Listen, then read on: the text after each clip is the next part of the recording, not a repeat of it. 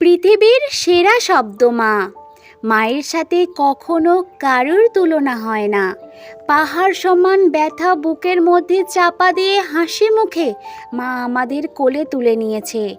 আমি যখন মায়ের গর্ভে আসি, প্রথম 4 ও 5 মাস আস্তে আস্তে বড় হতে থাকি। তখন মা কোনো খাবার খেতে পারতো না, রাত দিন সবসময় কষ্ট পেত। অসহ্য যন্ত্রণা ধারণ করেও কোনোদিন শব্দটি উচ্চারণ করেনি। 4-5 মাস পরে যখন বড় হতে থাকি, তখন মায়ের পেটে আস্তে আস্তে নড়াচড়া করতে থাকি। কোনো কোনো সময় মায়ের পেটে লাথি মারার কারণে দাঁড়ানো অবস্থা থেকে বসে পড়তো। ব্যথা সহ্য করতে না পেরে বিছানায় এপিট ওপিট করত। 10 মাস পর যখন এই পৃথিবীতে আসার সময় হয়, তখন শুরু হয় মায়ের সীমাহীন কষ্ট আর ব্যথা।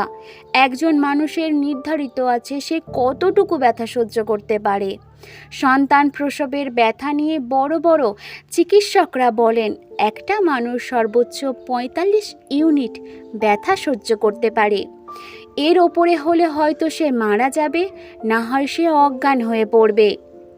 যখন মা আমাদের প্রসব করেন, তখন মায়ের প্রসব ব্যথা ওঠে 60 ইউনিটের মতো, যা আমাদের দেহে 206টি হাড়ের মধ্যে 20টি হাড় একসঙ্গে ভেঙে গেলে যে ব্যথা অনুভূত হয়, সেই ব্যথা। এতটা ব্যথা সহ্য করেও মা আমাদের পৃথিবীর মুখ দেখায়। মায়ের ঋণ কিভাবে শোধ করব আমি? আমার গায়ে চামড়া দিয়েও মায়ের পায়ে জুতো তৈরি করে দিলেও তার এই ঋণ এক বিন্দু পরিমাণও পরিশোধ করতে পারবো না। তো আসুন আমরা আজ সবাই মিলে আমাদের মাকে একবার বলি, মা, আমি তোমাকে বড্ড ভালোবাসি। ধন্যবাদ ভিডিওটি দেখার জন্য।